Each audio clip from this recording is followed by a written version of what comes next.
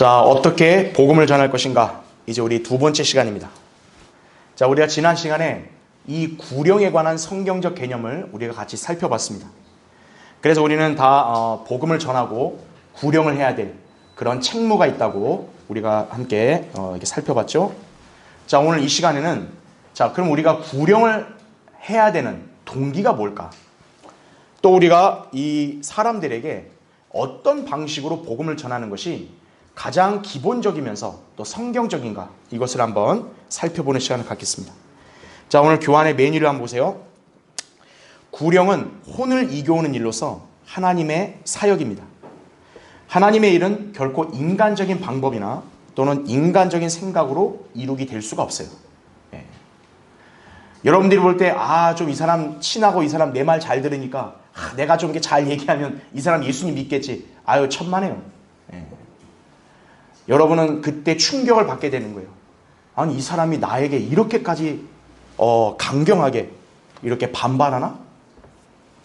왜냐? 영적인 일이기 때문에 그래요. 예. 그냥 일반 교회 데리고 나가는 건요, 그냥 그 사람 눈치 보고 갈 수는 있어요.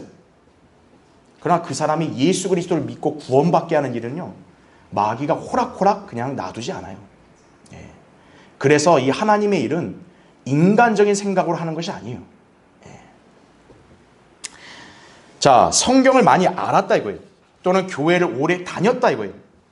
그리고 나는 아주 사람 상대를 너무 잘한다 이거예요. 그래서 구령을 잘할 수 있는 게 아닙니다. 예. 성령님께서 능력과 지혜를 주셔야 잃어버린 혼들을 주님께로 이겨올 수 있는 거예요. 예. 자, 그런데 제가 밑줄을 쳤습니다. 이보다 더 선행되어야 할 것은 뭐냐? 그리스도인의 마음가짐과 열정이에요. 하나님은 마음이 없는 사람을 억지로 들어쓰시는 분 아니에요. 예.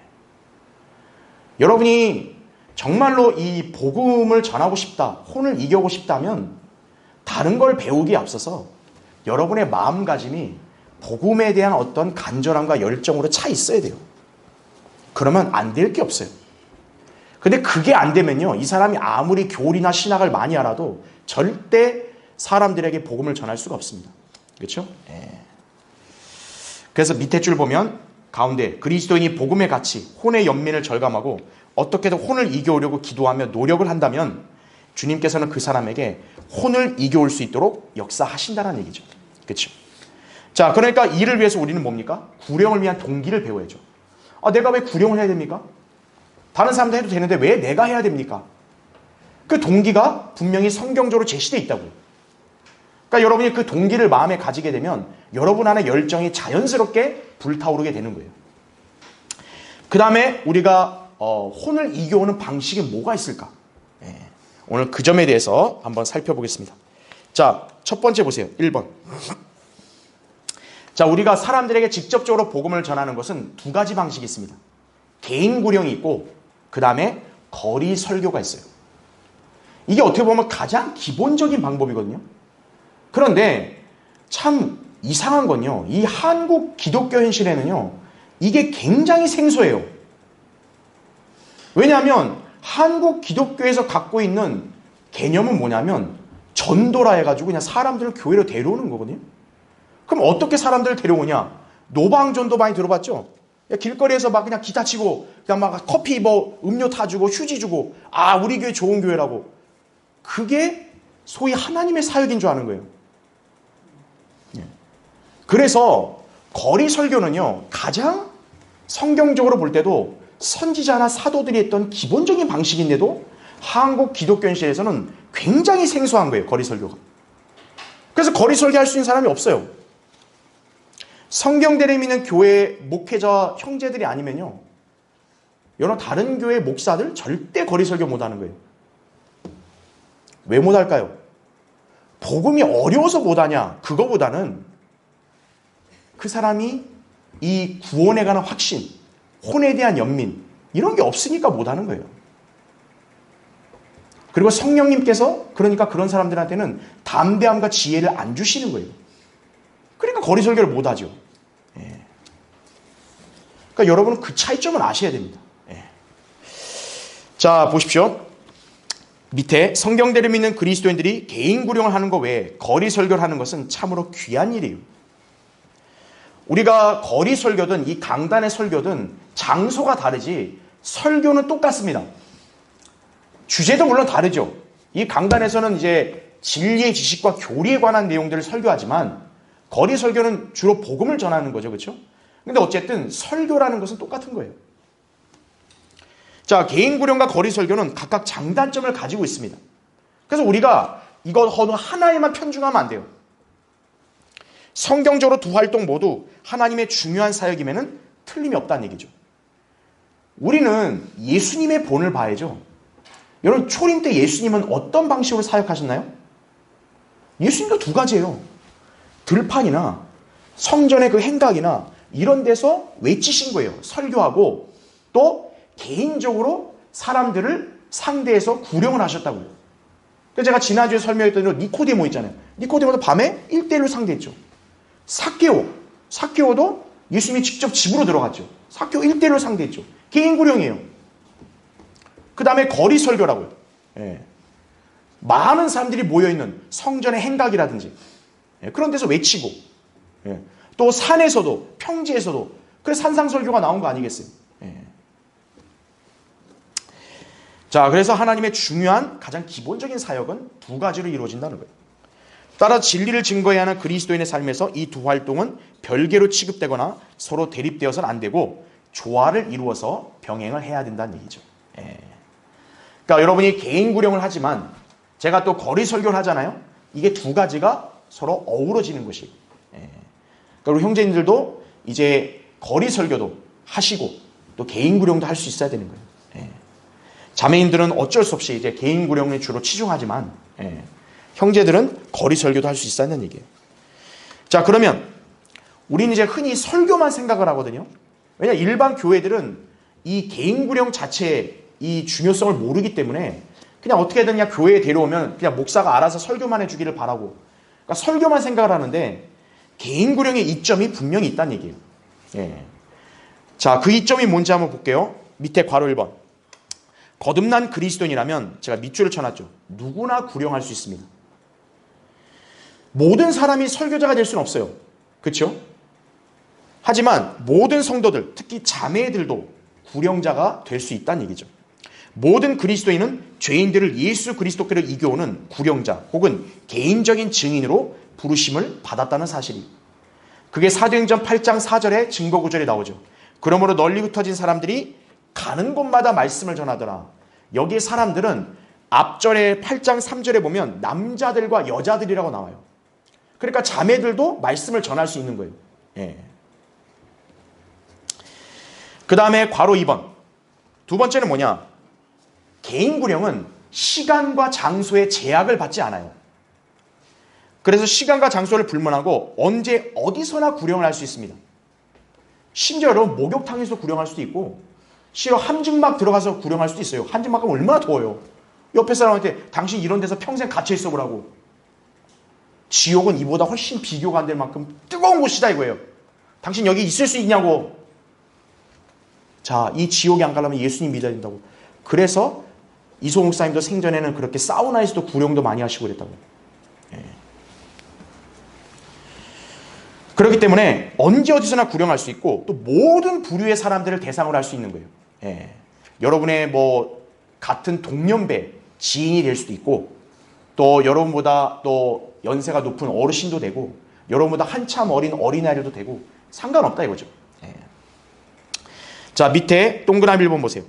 자, 거리 설교와 달리 개인 구령의 장점이 나오는데 사실 이제 거리 설교할 수 있는 장소는 제한적이죠. 그래서 우리 교회도 강릉에서 이제 월화거리 그 큰 거리에서만 하지 사실 거기서 조금만 좁은 거리만 나오면은 그 가게 상점이 막 이렇게 못하게 제지하고 방해하고 그런다고요. 그러니까 설교할 수 있는 장소는 제한적이에요. 그러니까 복음을 전하고 싶은 사람들은 많은데 그들에게 정작 전하지 못할 때가 부지 기수인 거죠. 그렇죠? 그러나 개인 구령은 공장이든 하숙집이든 버스 정류장이든 지하철이든 공원이든 감옥이든 병원이든 어디서나 사람들에게 접근해서 복음을 전하고 구령을 할 수가 있다는 얘기죠. 저도 예전에 서울교회 생활할 때는 이제 제가 있는 지역에 서울까지 전철 타고 하잖아요. 전철에서 제가 옆 사람한테 복음을 전한 적이 있다고요. 그러니까 자연스럽게 하나님의 기회를 줘요. 기회를 마련하는 거예요. 그 대화가 되면 복음이 전해지는 거예요. 그렇게. 그렇죠? 예. 자, 그래서 어디서든 사람들에게 자연스럽게 접근해서 복음을 전할 수 있다는 얘기죠. 자, 동그라미 2번 보시면 구령의 대상도 무궁무진하다 이거죠. 자녀들을 포함한 자기 가족들, 당연히 복음 전할 수 있죠. 또 가게 주인들, 방문자들, 심지어는 병원에 입원한 환자들, 또 여행객들에게도 이렇게 복음을 전할 수가 있다는 거죠. 사실 교회에 다니지 않거나 나올 수 없는 사람들이 많아요. 그렇죠? 왜 설교는 제한적일 수밖에 없냐면 일단 교회 가자 그러면 일단 사람들이 거부 반응부터 나와요. 그렇죠? 괜히 교회 가면 그냥 코 낄까 봐. 그렇죠? 안 갈라 그런다고요. 그리고 또 일단 교회 나오라 그러면 어떤 거예요? 기독교란 종교에만 딱 거기가 매몰되니까 야, 나 불교야. 야, 나 제사 지내. 아예 설교 자체를 그런 사람들은 들을 수가 없다고. 교회 안 오니까. 그렇죠? 예. 그러니까 이런 사람들은 설교를 듣기가 무척 힘들어요. 근데 구령은 어때요? 종교, 성별, 나이, 출신에 상관없이 누구든 복음을 듣고 예수 그리스도를 영접할 수 있도록 인도하는 사역이에요. 예. 그러니까 개인 구령은 뭐냐? 야, 당신 지금 우리 교회에 등록하라는 얘기 아니다 이거예요. 네가 우리 교회에 나오고 안 나오고 그건 네가 알아서 할 일이다. 난 절대 강요 안 한다. 그러나 너는 꼭 구원은 받아야 된다. 예. 그래서 복음을 전하는 거라 이거죠. 예. 그 한 혼을 이렇게 예수 그리스도께 인도하는 게 그게 하나님의 일이잖아요. 그렇죠? 예. 그 다음에 동그라미에서 한번 보세요. 개인 구령은 마음만 먹으면 언제든 할 수 있어요. 사역자들이 할 수 있는 설교나 성경 공부는 기껏해야 일주일에 2-3번 예배 때나 가능하죠. 그렇죠? 여러분 제가 24시간 내내 설교만 할 수 없잖아요. 그렇잖아요. 그리고 또 여러분이 아무리 이 사람을 설교 듣길 원한다 해가지고 막 저한테 그냥 아무 날이나 갑자기 설교 달라고 하기도 사실은 좀 부담스럽잖아요. 주일이나 수요일은 설교하는 게 당연하지만 그렇죠? 다른 날은 아니잖아요. 근데 구령은 24시간 무제한이라고요. 예. 그러니까 여러분이 직접 구령할 수도 있고 혹시나 여러분이 좀 이렇게 복음을 전하는 데 있어서 약간 좀 이렇게 부담이 되고 좀 어렵다고 하면 언제든 뭐 우리 교회 저한테 요청하면 24시간 어디든 갈 수 있다고요. 예. 그만큼 구령은 이렇게 무제한적으로 이렇게 언제든 할 수 있는 아주 중요한 사역이라는 얘기죠. 그 다음에 괄호 3번 보세요. 자, 세 번째 이점이 뭐냐면 직접적이고 개인적인 사역이죠. 그렇기 때문에 어때요? 구원에 관한 핵심을 정확하게 찌르고 상대방의 개인적인 필요를 충족시켜 줄 수가 있다는 거죠. 설교는 어떻습니까? 설교는 지금 여러분이 다 듣고 있기 때문에 제가 여러분 한 사람 한 사람을 다 맞출 수가 없어요. 그러니까 설교는 굉장히 제한적이에요. 그렇죠? 근데 개인 구령은 내가 지금 이 사람을 직접 상대하고 있는 거니까 지금 이 사람의 생각이 뭐고 이 사람은 지금 뭐를 필요로 하고 있고 지금 내가 이 사람한테는 어떤 상태를 맞춰야 되고 그걸 정확하게 간파할 수 있는 게 개인 구령이에요. 예. 이게 장점이라는 얘기죠. 그래서 다음 페이지 보세요. 그래서 구령은 대부분의 경우에는 1대1 상담을 통해 상대를 구원으로 이끌 수가 있는 거죠. 이 때문에 구령은 상대가 구원받은 직후 구원의 확신과 변화된 생활 그리고 교회로 인도하는 데 있어서 효과적이라는 얘기죠. 사실 거리 설교 때요. 이렇게 저도 설교하다 보면 어떤 사람이 거기서 같이 기도하고 예수님 영접하는 경우도 있어요. 예. 근데 제가 진짜 정확히 그 사람을 확실하게 믿어서 했는지 또 그 사람이 정말 구원의 확신을 가졌는지 제가 간파할 수 없잖아요. 그게 어떻게 보면 설교의 맹점이거든요. 그런데 개인 구령은 뭐냐? 이거 직접 그 사람을 상대하니까 즉각 확인할 수 있는 거예요. 당신 지금 예수님 영접했냐 이거예요. 당신 뭐 오늘 죽어도 이제 지옥에 하늘나라 갈 확신이 있냐고 물어보는 거죠. 예. 그게 이제 개인 구령의 장점이라는 얘기죠. 예. 그래서 그게 훨씬 용이하다 이거죠.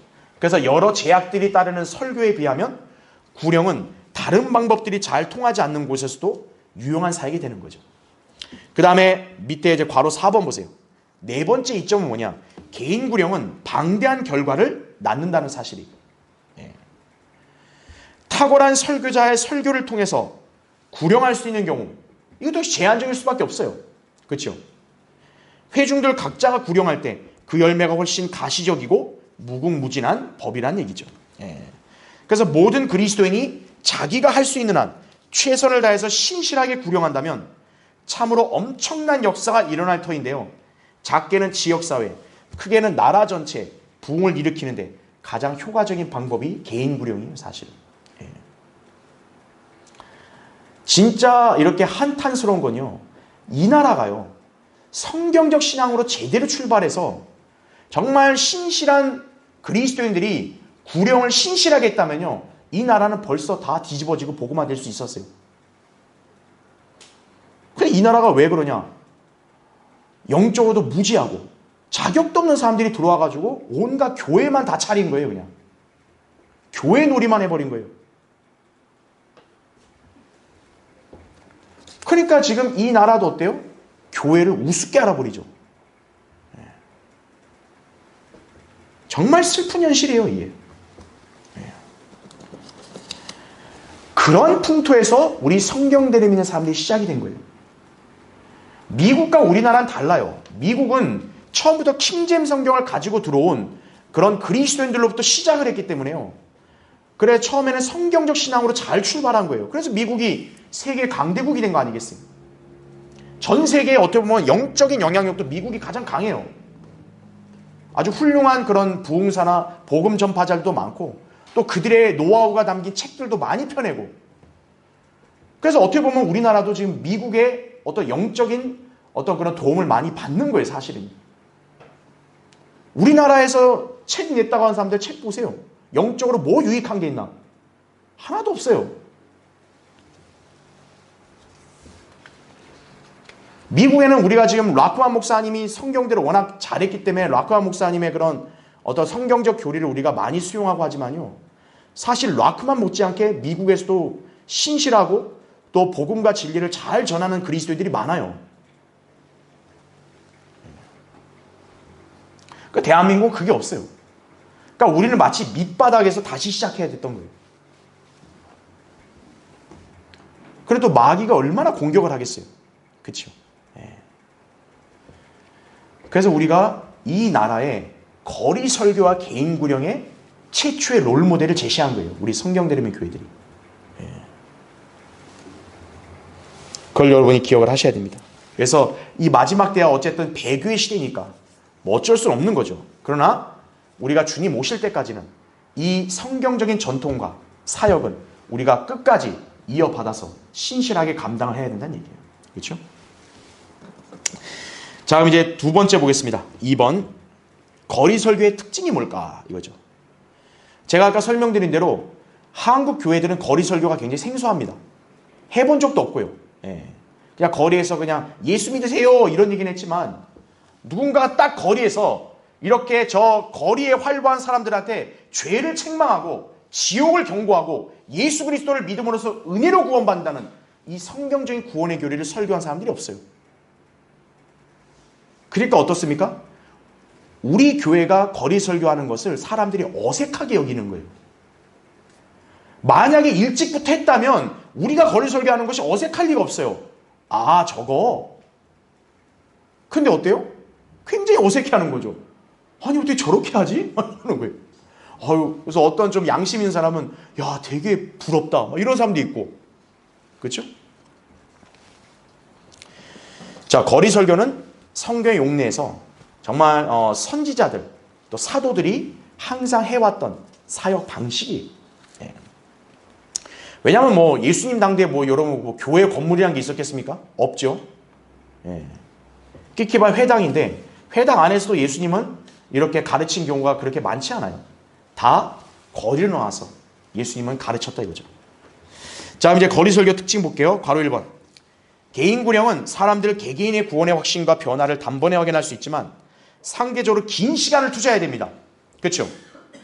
게다가 개인이 접근하기에는 분명히 한계가 있는 것도 사실이에요. 그렇죠? 뭐 여러분 뭐 인맥이 풀이 뭐 얼마나 많겠어요. 그렇죠? 한계가 있을 수밖에 없어요. 그러나 거리 설교는 제가 밑줄을 쳐놨죠. 불특정 대다수의 사람들에게 복음을 전파하여 그들이 듣게 할 수 있다는 얘기죠. 예. 그래서 거리 설교 들을 때마다 사람들이 막 짜증내는 사람들이 있잖아요. 왜 짜증을 내냐? 사실 듣기 싫은데 어쩔 수 없이 들어야 되는 거예요. 왜? 내가 계속 외치니까요. 자기가 목적지로 가려면 신호등이 걸리잖아요. 그럼 괴로운 거죠. 어떻게든 들어야 돼요. 그렇죠? 자, 이건 어찌 보면 하나님께서 그 죄인들에게 자비로 기회를 주시는 걸 수도 있는 거고요. 또 동시에 뭐냐? 하나님께서 완악한 죄인들이 듣든지 그만두든지 하나님 말씀을 전하게 하는 방식이라는 점을 여러분이 잘 아셔야 되는 거예요. 그렇죠? 네. 잠깐 한번 찾아보죠. 여러분 에스겔 한번 보세요. 3장 한번 보세요. 에스겔 거기 3장 4절을 보면요. 그가 내게 말씀하시기를 인자야 가라. 내가 이스라엘 집에 가서 그들에게 내 말을 고하라. 너를 생소한 말이나 어려운 언어를 쓰는 백성에게 보내는 것이 아니라 이스라엘 집에 보내노니 내가 그들의 언어를 알아들을 수 없는 생소한 말과 어려운 언어를 쓰는 많은 백성들에게로 보내지 아니하노라. 내가 너를 그들에게 보냈다라면 그들은 반드시 내게 경청하였으리라. 이스라엘 집은 내게 경청하지 아니하리니 이는 그들이 내게 경청하지 아니할 것이며 이스라엘의 온 집은 뻔뻔스럽고 완고한 마음을 가졌습니다. 이거죠. 이미 에스겔은요, 하나님 말씀을 전하라는 부르심 받을 때부터 결과까지 다 이미 주님이 알려줬어요. 네 말 안 들을 거라고요. 아니 안 듣는 사람한테 그럼 왜 전하냐고요. 아니 에스겔한테 무슨 희망이나 기대가 있겠어요? 어차피 설교해봐 안 듣는다며요. 근데 하나님의 방식은 그게 아니에요. 보십시오. 거기 11절 보세요. 가라 이거죠. 지금 첫 번째 명령이 뭡니까? 가야 돼요. 가라고요. 가. 그러니까 여러분 각자도 가야 돼요. 하나님께서 가라 그러면 가야 돼요. 그 다음 보십시오. 너는 내 백성의 자손들 사로잡힌 자들에게로 가서 거기 보시면 그들이 어떻게 하는가 돼요? 듣든지 그만두든지 간에 그들에게 고하고 그들에게 이르기를 주 하나님께서 이같이 말씀하신다라 하시더라 이거죠. 예. 저 사람을 내가 믿게 해야겠다. 그건 여러분의 소관이 아니에요. 하나님은 여러분한테 너가 쟤를 믿게 할 수 있다고 말씀하신 적이 없어요. 그 한 사람이 믿고 변화시키는 거는 성령님이 하시는 거지 우리가 인간이 하는 게 아니에요. 그럼 인간이 할 일은 뭡니까? 가서 말하라 이거예요. 말해라. 아, 안 듣는데요? 우리가 거리에서 전해볼 때 얼마나 안 들어요. 그럼 우리 하나님 앞에 하나님 안 들으니까 그냥 하지 말죠. 이러나요? 가라 이거예요. 듣든지 그만두든지. 이미 주님은 우리한테 이것도 역시 예고하신 거예요. 이 마지막 때는 가서 전해도 안 들을 거라 이거예요. 그러나 듣든지 그만두든지 전하라 이거예요. 사람들이 받든 안 받든 전도지를 나눠주라 이거예요. 왜냐? 그래야 백보자 심판 때 그들이 변명하지 못하는 거예요. 아, 나는 몰랐다고. 아, 난 이렇게 믿어야 되는 줄을 몰랐기 때문에 나는 심판받을 수 없다고.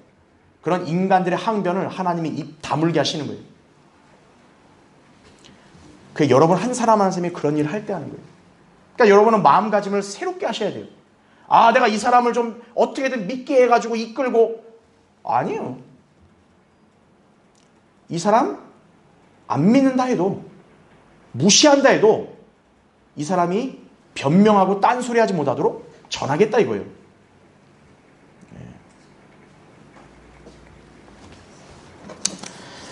그게 이제 거리 설교라 이거죠. 그래서 괄호 2번 보십시오. 기차역, 버스 정류장, 사거리, 시장, 공원 등 사람들이 많이 몰려있는 곳에는 개인 구령뿐만 아니라 거리 설교가 이루어지면 더 효과적이겠죠. 그렇죠? 왜냐하면 워낙 인파들이 많고 인파들이 빨리 지나가잖아요. 그러니까 그 짧은 시간에 어쨌든 이들이 복음을 들을 수 있도록 하기 위해서는 거리 설교가 가장 효과적인 거죠. 예. 그래서 이제 거리 설교를 하게 되면 이들이 듣기 싫어도 들어야 돼요. 그렇죠? 자기들이 뭐 길을 건너가든 버스를 타고 가든 어쨌든 가려면 여기를 안 거치고 갈 수는 없잖아요. 들어야 돼요. 예. 그러니까 하나님께서 변명하지 못하도록 딱 듣게 하시는 거예요. 자, 그러면 구령자들은 어떻게 하냐? 전도지를 나눠주는 거예요. 왜냐하면 설교 듣는 사람들 중에서는 반응하는 사람들이 있어요. 분명히. 그런 사람들은 전도지를 받게 돼요. 예. 그럼 여러분은 그 당시에는 못 봐도 나중에 그 사람이 그 전도지를 보고 구원받을 수 있는 거예요. 예. 또 그 중에 관심을 보인 사람들을 구령을 할 수 있다는 얘기죠. 예. 그게 거리 설교의 특징이라 이거죠. 밑에 괄호 3번. 거리 설교는 장소의 유형에 따라 방식이 바뀌어야 한다 이거예요. 예. 그러니까 이거는 뭐냐면 이렇게 그 전철이나 공원 같은 데는 그래서 사람들이 어떤 뭐 시간에 쫓기지 않고 그래도 앉아있단 말이에요. 어느 정도는.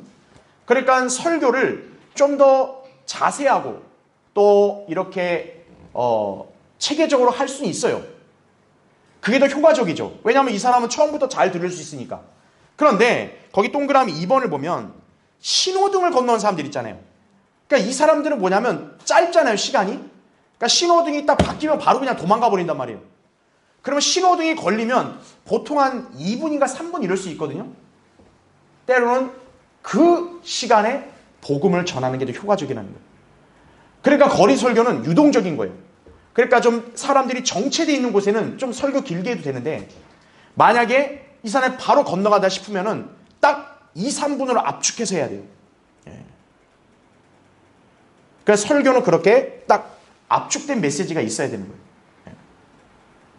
만약에 여러분 내가 지금 물속에 빠져 죽으려고 한다고 해요. 내가 죽기 전에 그 옆에 있는 사람한테 복음을 전한다면 복음 어느 시간 안에 전해야 돼요? 1분도 안 걸려요. 몇십 초 안에 전해야 돼요. 그러니까 복음의 메시지는 10초도 있고, 그렇죠? 또 30초도 있고 1분도 있고 3분도 있고 5분도 있고 그런 거예요.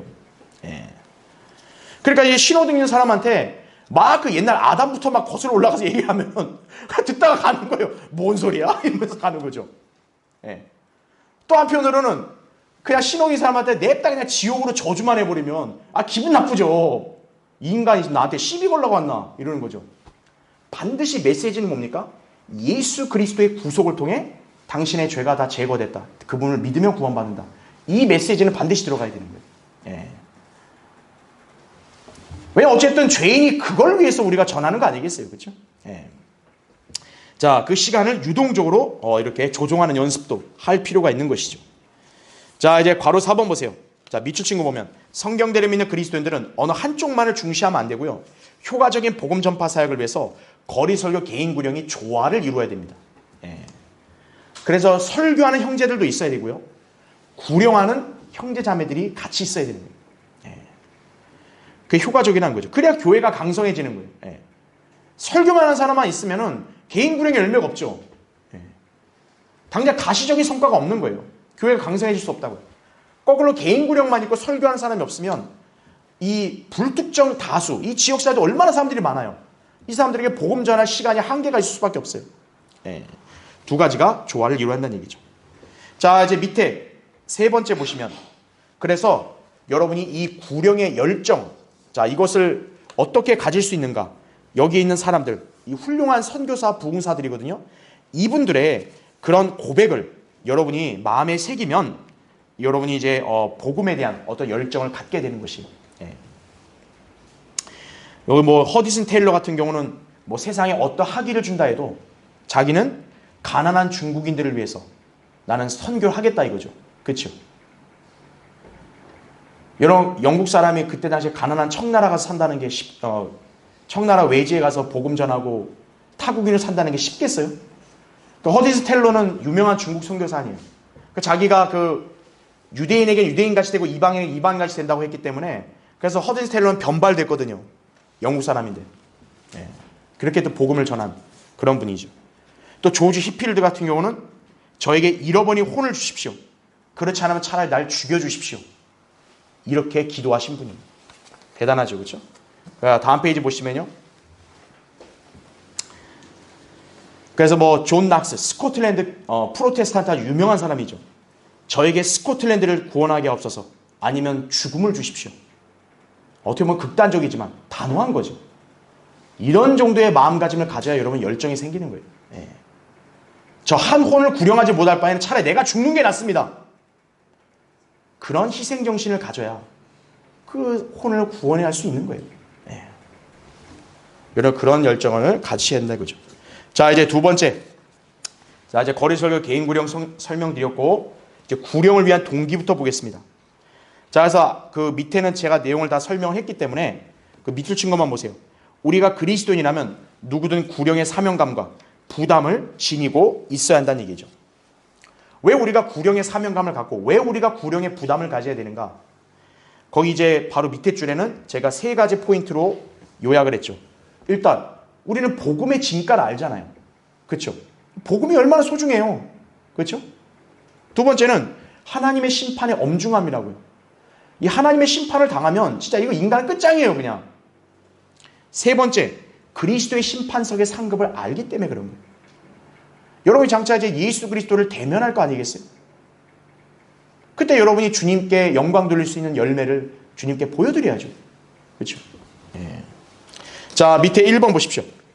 자, 구령을 위한 동기를 보면 단지 몇몇 사람들이 전담 사역자로 부르심을 받지만 거듭난 그리스도인은 모두 개인 구령자요 개인 증거자로 부르심을 받는다 이거죠.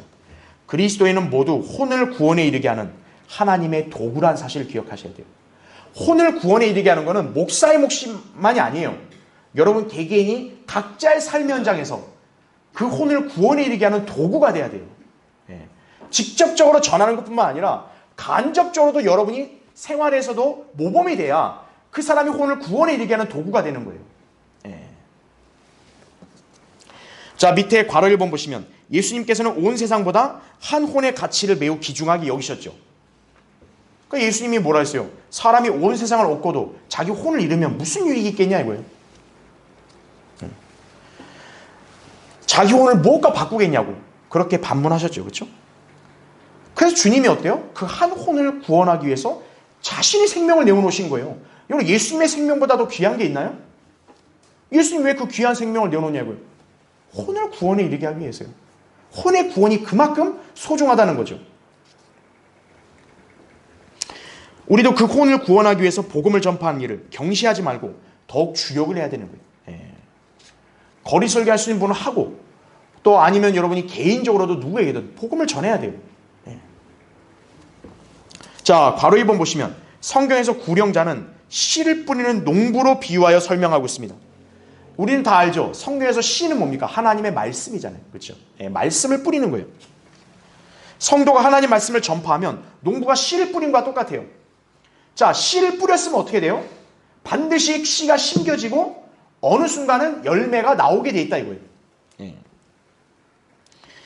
자, 농부는 이 소출을 얻기 위해서 어때요? 농사 짓는 과정을 면면히 보세요. 농부는 항상 마음을 졸이고 또 인내하고, 그렇죠? 참 저는 가끔 보면 농부들이 참 스트레스도 왜 많겠다 생각 드는 거예요. 예. 그 수확을 매년 한 해 수확을 거두기 위해서 얼마나 노심초사하면서 얼마나 참 다른 사람 쉴 때 매일 나가서 씨 뿌리고 경작하고 얼마나 노력하냐고요. 그렇죠? 근데 성경은 뭡니까? 우리가 혼을 이겨오는 복음 전파도 그와 똑같다는 거예요. 그래서 거기 밑에 시편 126편 5절 6절에 나오죠. 눈물로 씨를 뿌린 자는 기쁨으로 거두리로다. 귀한 씨를 가지고 나가서 뭐 하는 자라고 나와요? 우는 자라 나오죠. 우는 거예요. 정녕 기쁨으로 그의 단들을 가지고 돌아오리로다 말씀하는 거죠. 자, 괄호 3번. 하나님께서는 세상 지식으로 충만한 학자들, 교육자들, 철학자들을 절대 인정하지 않으십니다. 박사니 연구원이니 무슨 의사니 하나님 앞에서 그건 아무짝에 쓸모없어요. 하나님께서는 누구를 현명하다 인정하시냐? 구령자입니다. 신학자를 현명하다고 인정하신 적이 없어요. 교수를 현명하다 인정하신 적이 없어요.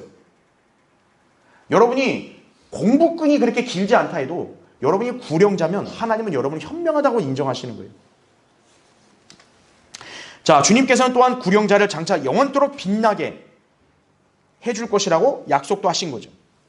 그러니까 여러분 그 밑에 다니엘 12장 3절 이거는 참 우리에게 굉장히 이렇게 소망이 되는 말씀이죠. 현명한 자들은 창공의 광명처럼 빛날 것이요 많은 사람을 의로 돌이키는 자들은 별들처럼 영원 무궁토록 빛나리라 이렇게 약속하는 거죠.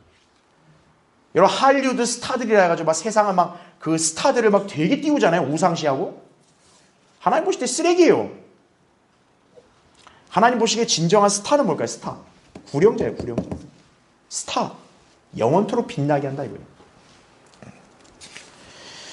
맨 밑에 괄호 4번. 하나님께서 성도 가겐을 도구로 사용하시어 죄인들이 구주를 믿고 변화되는 역사를 이루신다면 그 성도에게서 얼마나 영광스러운 일이겠는가 이거예요.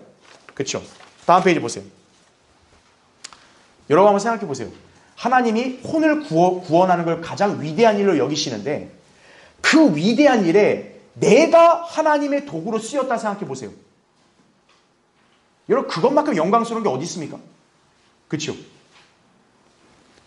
예. 그것보다 더 영광스러운 일이 없어요. 예. 아, 사람들이 나를 좀 많이 알아주더라 이거예요. 아, 그거 중요한 게 아니에요. 하나님이 가장 원하는 일을 하나님이 나를 통해 쓰셨다 이거예요. 아, 그거보다 더 영광스러운 게 어디 있어요? 예. 이 세상에 인간들이 많은데 하나님은 나란 인간을 써서 저 세상보다 귀한 혼을 이겨왔다 이거예요. 그 가치는 비교할 수 없는 거죠. 자, 이게 바로 첫 번째 우리가 구령을 해야 되는 동기예요. 주님은 우리가 복음을 전하도록 그렇게 부르신 거예요. 자, 두 번째 2번 보세요. 두 번째 동기는 뭐냐? 제가 밑줄을 쳐놨죠.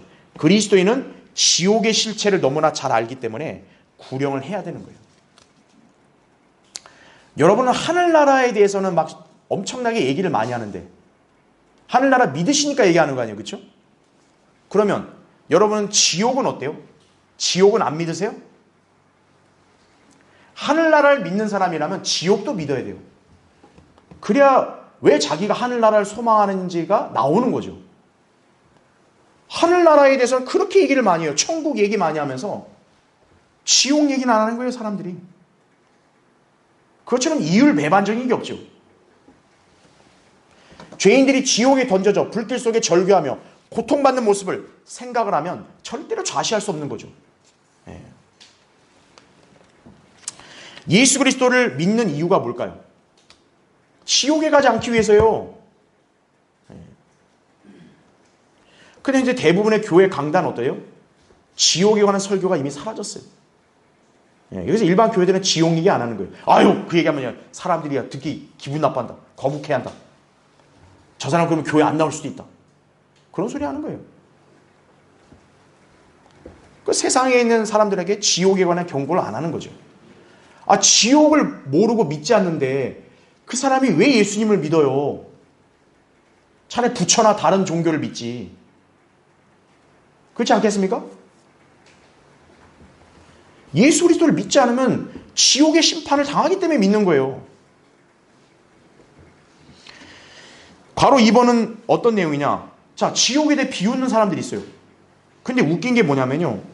그런 인간들이 불은 정작 무서워하죠. 그렇죠? 그 비행기가 옛날에 사고가 난 적이 있는데요. 이제 비행기 안에서 불이 나잖아요. 사고 나니까. 의자 밑에 발이 낀 사람이 있어요. 지금 이제 비행기 사고가 나서 이제 비행기 폭발하기 지경인데 이 사람 탈출해야 되는데 의자가 발 밑에 낀 거예요. 이 사람이 뭐라고 요청을 했냐면 내 다리를 잘라주세요 이렇게 요청한 거예요. 왜일까요? 다리를 안 자르면 불태워 죽임을 당하니까. 차라리 다리가 잘린 한이 있어도 뭐예요? 나는 이 불에서 나가겠다는 거예요. 그게 인간의 본성이거든요. 지옥은 끝도 없는 불못이라고요. 그런데 인간들이 간이 부어가지고 아이 뭐 지옥 그래서 나 사우나 좀 갔다 오지 뭐 이런 소리나고 앉아있고. 네. 요만한 불키만 좀 달라도 아 뜨거워 지옥불을 얘기하면 아유 따뜻하게 좀 있다 오지 뭐. 네? 인간이 그렇게 한심한 존재예요. 네. 아래층에 화재가 났죠. 건물 전체가 불길이 휩싸여요. 그 위층에 있는 사람 뭐 할까요? 뛰어내려야죠. 그만큼 불을 무서워하는데 지옥 얘기하면 아이고 괜찮아. 사람이 좀 지옥 좀 갔다 와서 좀 아유 나 이 땅에서 지옥도 겪어봤다고 이런 소리 나고 앉아있고요. 지옥이라는 것은 무서운 곳이에요. 그래서 그 밑에 데살로니가서 1장 8, 9절 나오죠. 하나님을 알지 못하는 자들, 우리 주 예수 그리스도의 복음에 순종치 아니한 자들을 불길 가운데서 벌하시리니 영원한 멸망 형벌을 받게 될 것이라. 이렇게 경고하잖아요. 영원한 멸망 형벌을. 누리 생명의 채에 기록되지 않은 자는 불못에 던져지리라 이렇게 말씀하죠. 자, 우리를 생각해 보세요. 우리도 예수 그리스도를 만나서 구원받기 전에 어땠어요? 똑같아요. 여러분도 예수 그리스도를 만나지 못했으면 여러분도 지옥 가는 거예요. 그러나 여러분은 구원 받았잖아요. 그래 그러니까 우리가 그들을 위해 해야 할 일은 뭐예요? 구령이죠.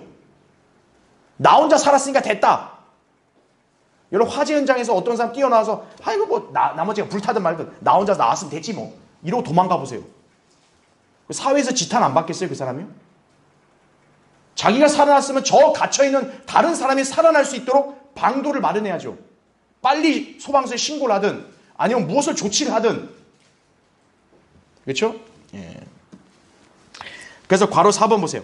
구령자는 죽음이나 멸망을 향해 가는 죄인들을 위해 눈물을 흘릴 정도로 강한 연민이 있어야 돼요. 눈물이 없는 메마른 사람, 그런 사람은 열정이 없는 거예요. 예레미야 선지자, 여러분 예레미야 선지자가 뭡니까? 눈물의 선지자예요. 워낙 많이 운 사람이에요, 예레미야는. 왜요? 그 사람의 인생 자체가 어떻게 보면 참 불행이거든요. 예레미야는 오직 한 가지예요. 자기 동족 유다는 바빌론에게 포로가 된다라는 걸 선언해야 돼요. 그러니 까불지 말고 바빌론 포로에 순종하라는 게 하나님의 징계였어요. 그러니까 예레미야는 어때요? 자기 동족한테 미움을 받죠. 왜? 저 반민족주의자거든요. 우리가 저 바빌론을 물리치고 독립한다 이렇게 얘기도 모자랄 판에 선지자라는 인간이 와서 뭐라 하는 거예요? 야, 하나님이 말씀하셨다? 우리 그냥 바빌론 포로 되고 포로 생활해야 돼. 그거를 말해야 되는 사람이 예레미야예요. 눈물의 선지자예요. 예루살렘을 바라보신 예수님도 어때요? 눈물을 흘리셨죠. 그 예루살렘 볼 때 예수님도 가슴이 무너지시는 거예요. 왜냐? 이제 곧 주님이 승천하시냐면 그 예루살렘은 완전히 박살나거든요.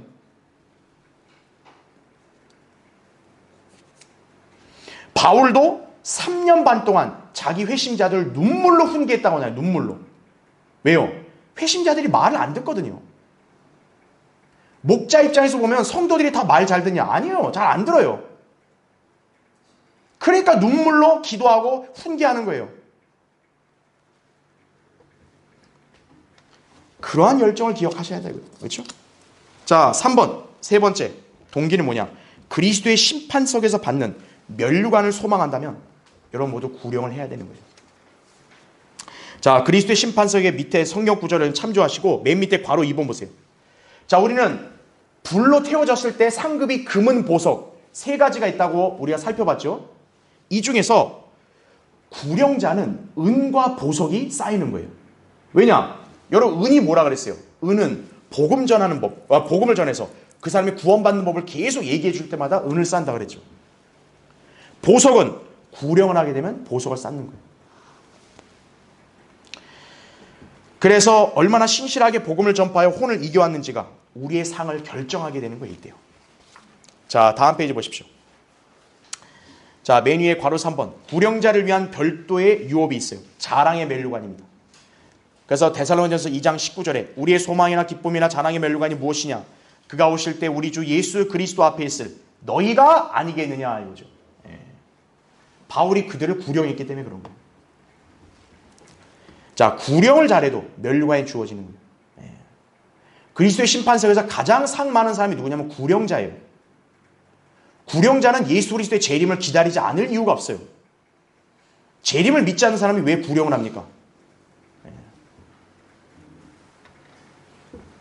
그래서 구령이 중요하다 이거죠.